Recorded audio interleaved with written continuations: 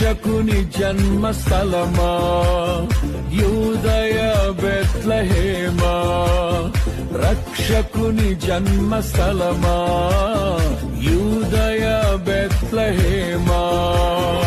ఆరాధనలకు ఆరంభమా, హృదయార్పణలకు నివాసమా, ఆరాధనలకు ఆరంభమా, హృదయార్పణలకు నివాసమా. ఎందుకో ఇంత భాగ్యము దాచి ఉంచే ప్రభు నీ కోసము, ఎందుకో ఇంత భాగ్యము దాచి ఉంచే ప్రభు నీ కోసము.